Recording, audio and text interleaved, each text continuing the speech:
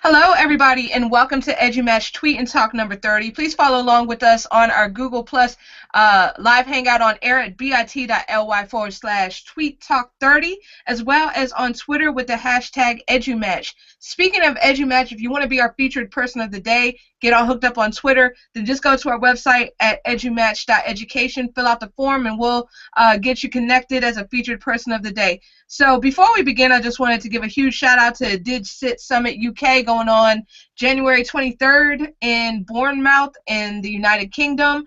Also the DigSit-a-thon, which will be the official kickoff, partnering with EdCamp Global Classroom. So the DigSit-a-thon will be January 19th, and EdCamp Global Classrooms will be January 28th and 29th. So check those out. They're looking for student and teacher facilitation. So tonight's topic is the Parent-Teacher Balance Part 2. This was such a hot topic that we had to bring it back. So I'm going to go ahead and kick it over to our moderators, Doc Dorian and Valerie. So welcome.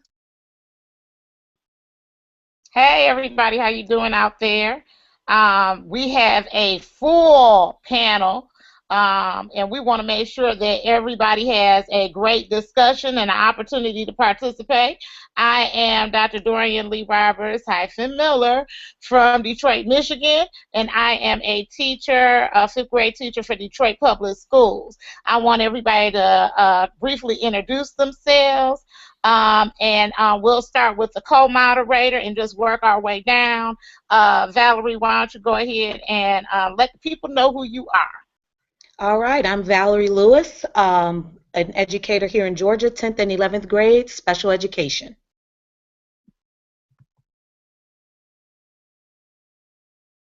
I'm SHAI McGowan. I teach math in State College, Pennsylvania. I'm Patricia Brown, technology integration coach in St. Louis, Missouri. I am Josue Falaise. I'm a principal at a junior high school, grade 7 and 8, in Roselle, New Jersey. Hi, everybody. My name is Anjanette Washington, Broward County Schools. That's the Fort Lauderdale area, 5th grade teacher and adjunct professor in South Florida. My name is Charlie Rizzuto. I'm a health and physical education teacher at Oyster Bay High School, Long Island, New York. And hello, everyone. My name is Brian Smith. I am a one-to-one integration specialist in Fort Worth, Texas. Okay, welcome everybody. You can see we just have an array of panelists here, so let's go ahead and get started. First of all, what is the teacher-parent balance for you, and how do you guys handle it? We'll start out with Annette, and we'll go the opposite direction. I try to fine line because I have a 2nd grade daughter, so a lot of times she has to come along with mommy when I have meetings, or I have to keep her in aftercare. She has to come with me sometimes to faculty meetings. So right now we're working on balance, definitely. I actually don't have a child in school right now. He graduated. He is a junior in college, but I've lived this balance, and he was an autistic. He was on the autism spectrum, so I had that part of it as well. Okay, Brian, how about you? Well, the struggle is real. I have actually 4 children, and it usually began with all of my children starting kindergarten with me in school while I was teaching in the classroom. Mm-hmm. But since that has changed, my schedule is more complex, so my children no longer go to school with me. However, it is very important that when the clock strikes 5 o'clock, I make sure that Daddy is done as educator and Daddy come home as parent. That's where I make sure I have that balance. It's very important to me that my children see that I leave job and I come home as Daddy. Got you. Thank you very much, Brian. How about you, Josh? As many know, the role of a principal is somewhat unknown, and it goes day by day depending on the situation. I'm fortunate to have my wife stay home full time, so she takes the brunt of it. The past 3 years, since he's only 3 years old, was, I don't know, just I didn't work as much. I always left it pretty much at 4 o'clock, but this year's been a challenge with something different. So my wife is home with my son. Patricia? Yes, so I have 5 children, all of which are boys. So it is definitely a huge challenge to be an educator and also be a technology person. So you're like never off. You're always working towards the next thing. I am blessed to have a great partner in my husband, and we work really well together, trying to provide that balance and structure in the household. And it's also a greater challenge when your children attend not only the district that you work in, but the school that you work with. So it's definitely a struggle. And Charlie? So I'm relatively new to the struggle. My son is 2 years old, but the struggle that I have with the parent-teacher balance right now is the fact that I feel like many of you and like many teachers, I wear many hats, and one of those hats now for the past 2 years has to be daddy. I'm teaching health for the first time this school year. Like I said before, I'm a physical education teacher that tries to really advocate for the validity of my field and my profession when it's sometimes viewed as pseudo-education. So just that element of being a teacher in that field takes up a lot of time, and then you try to do other things on the side to help your students, whether you're coaching a sport or you're running a club or you're just staying after to help a student in need, even though it's not quote-unquote an extra help day that you have scheduled. So it's really tough to juggle. My wife right now is a stay-at-home mom, so that helps, but at the same time, when you come home, she's been in it at home all day. So now she needs help, and she needs you to kind of really quickly turn around and put that hat on and give her a little bit of a break from the home stuff. So that's my balance right now. Okay, very good. I got a little bit of a question for my dads on the panel tonight. Let me ask you guys this. Is there like a stereotype, since we're talking about it with our male parent teachers, that you don't have it as hard carrying that back? That's something that I wanted to throw out there, and that's something that I wanted to ask you guys, because I think it's always definitely out there that the women are maternal, the maternal instincts, we are the school teachers in the schoolhouse. But I mean, I know there's an additional struggle with the men, so I want the men to have an opportunity to put it on out there. Why don't we start with you, Charles, since you're new to it? I know you're probably having a little bit of a time adjusting, so why don't we start off with you? Yeah, well, that's definitely a true statement. A little bit of a hard time adjusting to it. I don't know. I guess I'm still getting used to all the stereotypes. But the first thing that popped into my head right now was today. Like I said, my wife's a stay-at-home mom, and she takes care of the things at home. She makes sure that he's taken care of at home with all of his needs, and she makes him breakfast every day. She makes him lunch every day. She's putting him in for his nap every day. And even on the weekends, they're in their they're in their routine, right? So even when Daddy is home and when Daddy is around, sometimes he just migrates towards her for those things. Like I'll put him to bed. Sometimes I'll put him in for a nap, but he kind of goes to her because that's their routine. Well, today my wife was sick, so Daddy had to kind of wear all hats, right? Because I have to still lesson plan for tomorrow, and I still have to make sure that I graded whatever papers were there for my health class, and I had to make sure that he had lunch, and I took him to the store, and my wife was kind of out of it today, so I kind of got a little bit of an experience as to what her everyday is like, and it definitely was a little bit of a challenge, but at the same time, I feel like, and I have this conversation with my wife kind of often, when she's in it at home all day and I'm in it at work all day, we have to find time to appreciate what the other one does.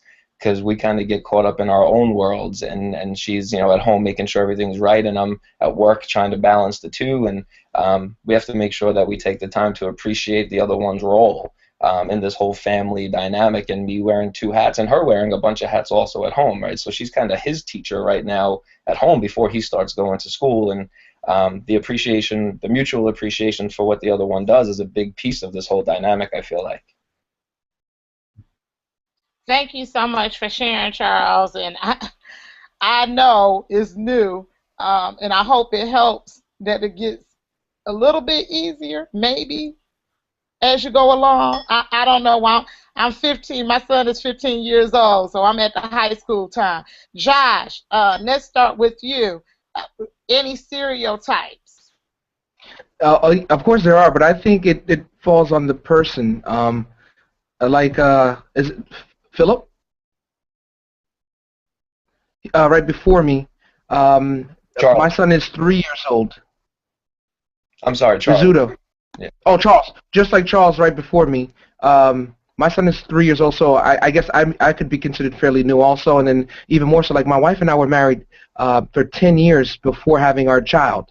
So we were also in a routine, so it was different for both of us. Although she stays home, and I come home dead tired, and there's still always more work for the most part sometimes. I always try to push even more so to wash dishes. Like if I get home early enough, for the most part I do, I take my son a bath. I was changing his diapers over this holiday break. I potty trained him, so like every half hour it was me, just to give her a break. On the weekends is my time, so that's what we call daddy days. And although I'm dead tired, I just try to make sure that my son knows that he has a father, regardless of how tired I am, because it's a kind of sacrifice that I believe that parents have to do. And I just pass it off to someone like a babysitter or housekeeper. Again, that balance, because I mean, that wife gets to appreciate you also, because they see that she's wearing down all day. Because my son, I was just like always latches on to me or her, and I like to make sure that she gets a little freedom too, because it's needed, regardless of where we're separated at work, to let you get a breather. But at home all the time with one child, whether you get your play dates, to clean the house, there's a lot of burdens that I would like to relieve her. And now it's just as it gets older to start finding time for us, and again to get a balance, because I am a husband also besides a father. Very good, very good. Thank you for sharing. Brian. Yes, ma'am. Tell us. Oh, and we have little ones. Yes, we love the little ones. Welcome. Yes, this is Jackson Jericho. This is my third, my second oldest son. I have 2 boys and 2 girls. But I don't fit the stereotypical, I guess, role of a father. I do the shopping, I do the cooking, I do the cleaning. I thought Mama does. Huh? Mommy does the clothes shopping, doesn't she? Mm-hmm. Yeah, she does. That's where she is right now. But it's important to me. I do the picking up of the boys for their sports activities. We support the girls in all of their activity as well. But that's kind of how I was raised. I was raised that the father had to be that figure in that home. Biblically, the father raised the child. So I grew up with that mindset, that understanding. So I knew early on in my marriage that my wife was understanding that I was spending way too much time with my students at school, or way too much time doing all the extra work to make my class as excellent as I needed it to be. And I wasn't spending enough time doing the things that I promised when we got married. So I made a serious change, especially when we had our third child, which is him. It is critical, like I said earlier, to stop at 5 o'clock, or unless I have a training after late that evening, that I'm home for their activities. I'm home to help with homework, that I'm home to make sure the clothes are ready for the next day. But we have also given them responsibilities as well, right? Yeah. You're learning to do laundry? Well, only fold the clothes, but not do the laundry. Right, exactly. I Yeah, that's a skill that's needed, Jackson. Jackson, how do you feel about having your dad be a educator, a teacher? He can't hear you. She asked, how do you feel about me being an educator or me used to being a teacher? How do you feel about that? Mm-hmm. You don't know? Did you mind me spending some of the time with other students rather than home? Yes. You did? Yes. How do you feel about it now that I'm in a new role? Happy. Happy? Wow, that's a lot to be considered. Thank you so much, Brian, for sharing. One of my last questions, and this is for everybody. Tell me, what is one of your biggest struggles, Annette, being a parent, teacher, and the balance, if you have one? I'm hoping you do, but just if you have one.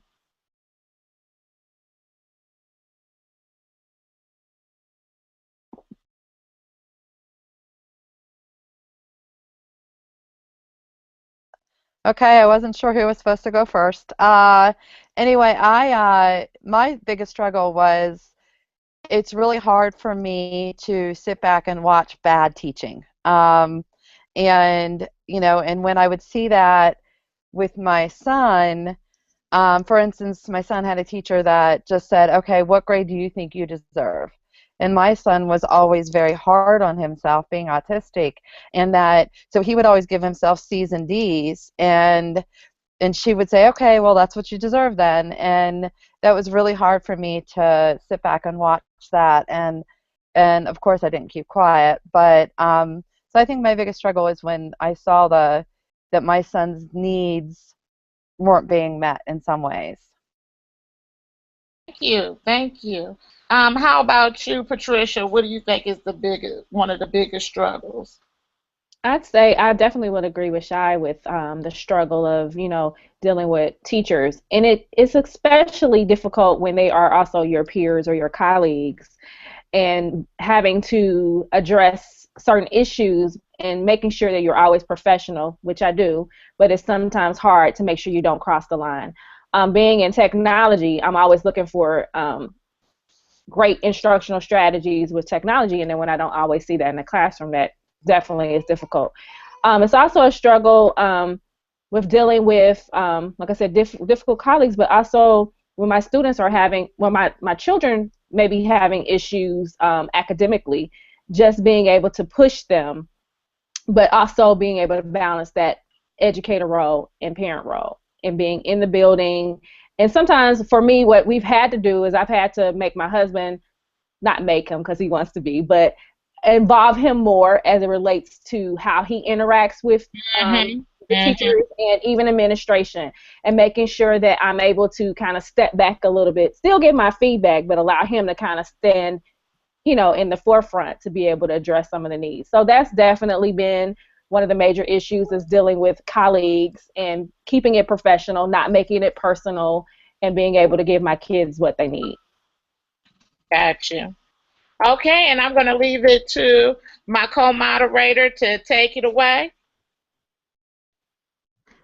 All right. Okay, so going through the Twitter feed, I noticed that Techie Margaret talked about giving 100% at work and then coming home and giving 100%. And it seems like Knikole and educator Ann have all agreed with that, making sure that you turn off what you need to turn off at a decent time so that you can turn on your parent hat. So that's just a little bit coming from our Twitterverse, time management, and some of the comments that we see coming out. So for our panelists, and I see, Aunt Jeanette, you are back with us. I'm going to throw this scenario out to everybody. So we're talking about teacher accountability. So Patricia kind of led a good segue, and so did SHAI. When we see things that are not happening in the classroom that we feel like should be happening, and we sometimes don't know if we should cross the line, if we should say something, or approaching cautiously.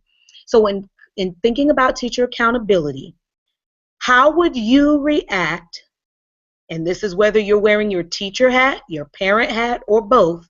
How would you react knowing that your child is in a classroom where the teacher has all failing scores? and this is in regards to standardized tests. How would you react knowing that your child is in a class with a teacher that has all failing scores? Which hat do you put on?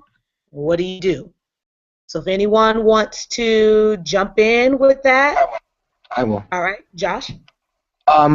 I've dealt with it from a perspective, I know as a not as a parent because my child is 3, but I've dealt with it as an administrator seeing that, and that's unacceptable, where I actually brought the person to the plate looking at the results, and at the time the person actually had a child in our building with other teachers and expecting that. So when we got into education, it's always to better children. That's our purpose, to help them learn and achieve. And obviously, when you see that not happening, that's the first thing you call to the plate. If your child were in your class, not learning and not achieving, and it's acceptable or not acceptable, then why are these? And then the question is, what are you doing differently? And also, what can I do to support you?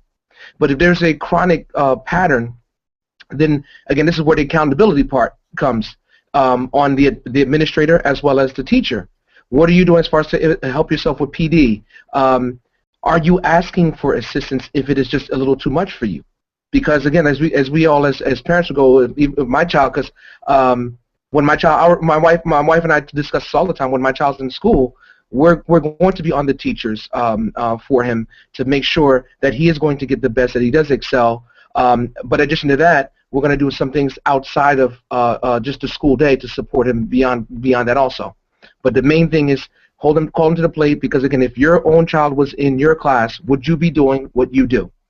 And then give examples, like, when my child doesn't come home with extension homework, there is no extension to links, useful links beyond the day.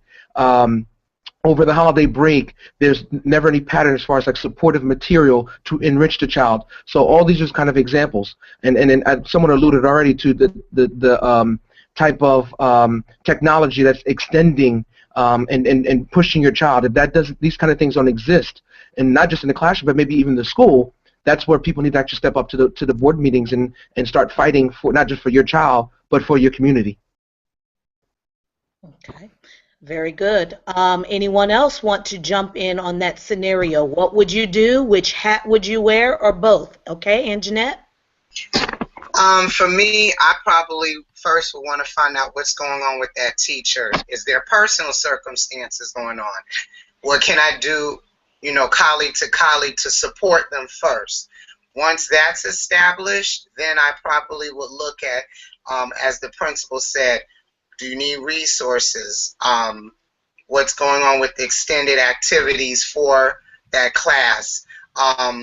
Are there parents who are also coming to support that teacher, whether it's volunteering, whether it's bringing resources to that class, whether it's, and all of us are in technology, what can we do to help that teacher that is struggling? A lot of times teachers kind of back off, but that's the time to really help that teacher out. And then what is going on with my child? Could there be a need? Could they need other support systems that maybe the school isn't providing? I would be talking to maybe a curriculum specialist, ESE specialist, the doctor. Could be some other factors that could be preventing my child from learning. So I would be looking at all of that before I would point fingers. But the gentleman said eloquently, if there's a pattern, then there's something else that I can't control, and then my administrator probably, or administrators would probably step in to do. So that's just my take on it. And so what I'm hearing in common is that you all are definitely lending the hand of support and being understanding versus coming in right away and attacking. And so if you look at your screen really quick, you'll notice that, matter of fact, what Josh was saying, Dr. Rawls, talks about just picking up the kids from the bus stop. They both beg to go to the library, winning, literacy, raising scholars. So him coming from work and his kids coming from school, he had just taken off his teacher hat and should be putting on his parent hat. But at the same time, you understand that sometimes those hats are worn together, where he still wants to raise scholars, but then he also realizes I must meet the needs of my kids. He could easily say, oh, no, I don't want to deal with anything educationally related. I just want to go home, kick it, put my feet up for a little bit and just take a breather. But he immediately drove to the public library to help increase literacy. So sometimes we can't separate the two hats. And then there are some situations where we do. Is there anybody else? I'll take one or two more that might want to jump in. All right, I see Patricia. Go ahead. Yeah, I just wanted to piggyback on that comment about stepping up as a parent. Just even in my personal situation, you know, I'm huge on STEM, and the schools that my kids are at right now, they're not really, you know, there yet. So I have to take it upon myself to provide these opportunities and these experiences for my own children. So we're doing things on the weekends. We're doing things in the evening. I'm providing, you know, the summer programming. So because I know that is important. So even though the teacher in the classroom or the school or the district is not where I want them to be, as it relates to STEM, I'm going to make sure I have those opportunities for myself. And as a teacher role, or as an educator in my building, working with a colleague that may have difficulty with the initial question that you gave, I'm going to provide them with as much support as I can, and making sure that I can help them help, you know, the students in their class, not just mine. So keeping it professional and making sure that the guidance and the direction that I give them is not to make them feel inadequate, but to actually make sure that I'm supporting them. Absolutely. Shay, Charlie, or Brian, did any of you want to add to that? I know in our chat many of you are stating the same thing, that you know, your hat never leaves your head in terms of whether you're a parent or that teacher hat, in a sense. We're always wanting the best for our kids and elevating them, so sometimes we feel like that hat never leaves. Brian?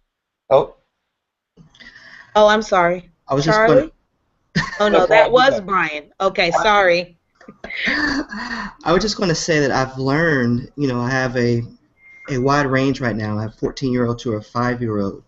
But I've learned with the first set of two that I have to take off that teacher hat a little bit more, because I do expect the best out of my own students, especially my students, since I'm an educator. However, it became a little too much for them, a lot of pressure. They felt that they had the expectations that they could not achieve because Daddy expected too much of them. So it was very important to me that I did remove that hat a tad bit, still supplement what I felt was missing in the classroom, but I also became their support model. So when they did have struggles, I wanted them to feel comfortable enough to say, okay, Daddy, I can't come to you and ask a question here and there because you're not being overbearing right now. So that was something that I had to learn. So my younger two will have the benefit of a more balanced daddy, where my older two, I had to learn from those particular mistakes. Absolutely. We'll take Charlie, and then we'll go to Shay next. Yeah, so just quickly, I totally agree with what Brian just said, and I mean, my son is still young, he's 2, I'm still figuring all this stuff out, but in the early years right now, I feel like both hats are always on, just one kind of grows bigger in different moments. Even when I'm in the classroom with my students, I feel like my parent hat is still on, because just like Joshua said before, like that huge question, would I want my child in my classroom, right? So I understand that each one of my students is somebody's son or is somebody's daughter, and one day my son is going to be sitting in somebody's classroom. So I try to be the teacher that I would want Cameron to be for, you know, when he gets into school. To have when he gets into school. And even at the same time at home, like the daddy hat grows, but that teacher hat still kind of hovers around. I mean, even right now he's 2, and I work a lot and talk a lot about growth mindset versus fixed mindset with my students, and I make them aware of their language. You know, we've all seen the bulletin boards on Twitter, change your language, change your mindset. And I really think about the words that I use with him. Like he loves playing basketball on his little Fisher Price. He calls it basketball because he can't really say it yet. But like, you know, I never tell him that he's good, and not because I'm a bad dad. Not that I don't want to tell him that he's good. I tell him that, you know, try to reference it to, you know, how much practice he's done, or like when he learns something new, I never go, oh buddy, you're so smart. I go, oh, you work so hard. I'm so proud of you. Like, I'm so glad that, you know, you got to where you are, whatever it may be. Just So I feel like in that regard, that teacher hat is still on when I choose the words to use with him as his father, because that whole growth versus fixed mindset came from my life as an educator. And then on the flip side, like I feel like my parent hat is still on even when I'm in the classroom, because I want to be the teacher for other people's children that I would want my son to have when he's of age to go to school. Perfect. And Patricia says that parents are a child's first educator.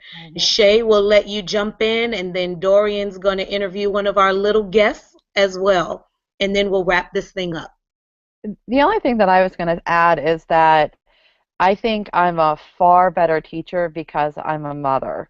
My son, as he grew in his needs, when I first started teaching 20 years ago, it was all about content. Do I get this covered to get them ready for the next class? But then as Zachary became into school and started asking the why questions, then I figured all other students want to know their why too. So then I moved more to exploratory and and then I noticed with my son, he always had to have a relationship with a teacher or he would not learn from that teacher. And so I changed from being content only to both, and then where I now, relationships are more important to me. I build those positive relationships before I even try to teach him a thing. And that all evolved being a mother, watching my son grow up and watching him and his needs. And I think that is true in a lot of cases, is that I was a good mom. I think I was a good mom because I was a teacher, but I'm a good teacher because I'm a mom also.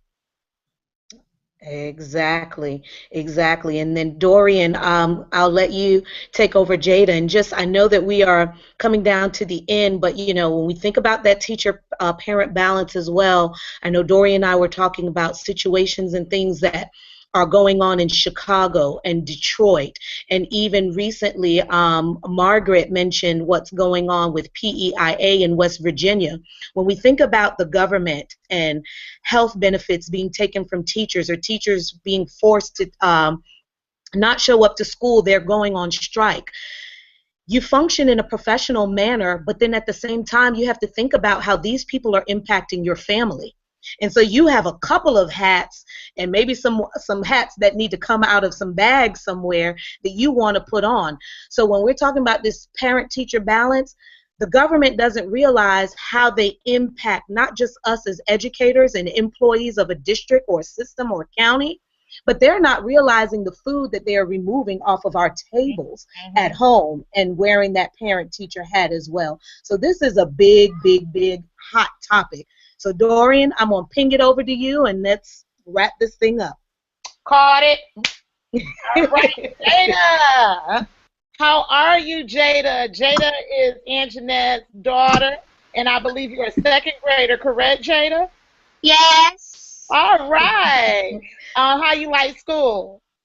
Good. Good. How do you like your mom being a teacher? Great. Oh, really? What's so great about mom being a teacher? It's amazing. I love it. Well, Jada, I want to thank you for being on our Tweet and Talk. You are adorable. Brian, thank Jackson for us as well for contributing. One of the things I believe is Lit Coach Lori from Twitter. She said you can do it all, but you can't do it all well. Some days I'm an awesome mom, some days I'm an awesome teacher, but rarely am I both. And I agree with that. I know many of us in EduMatch, we've been talking about what we would do if we played Powerball and what we would do with the money. And I am going to say, if I do win Powerball on Wednesday, you still owe me money for all that I do and all that we as educators do as parents and teachers. You still owe me. That's right. Okay, I'm going to grab and send it on over to, throw it on over to Sarah. Hopefully she catches it. Oh, I got it. Yay. Well, I want to thank our moderators, Doc Dorian and Valerie. Great, great job. Thank you to everyone on panel for all of your great insights. Thank you to everyone who is participating on Twitter with us. Thank you to everyone who is watching us. So this Twitter chat will be storified, and this audio feed will be available as an iTunes podcast in the next few weeks. So bit.ly/EduMatch podcast if you want to subscribe to that. So come back next week. We're going to have a great topic, administrators and teachers working together. So that will be at bit.ly/tweettalk31. So anyone can be a panelist who has an interest in that. Just go to that page, bit.ly/tweettalk31, and just leave a comment saying panelist, and we will add you to the panel. So thank you all so much for that. And if anyone is going to be at FETC, then please RSVP if you want to have lunch with us on Thursday at noon. It is at bit.ly/EduMatch FETC16 for the year 2016. So once again, bit.ly/EduMatch FETC16. So the sooner the better. So can't wait to see some of you face to face. Can't wait to see the rest of you virtually. So everybody have a great evening, and thank you again.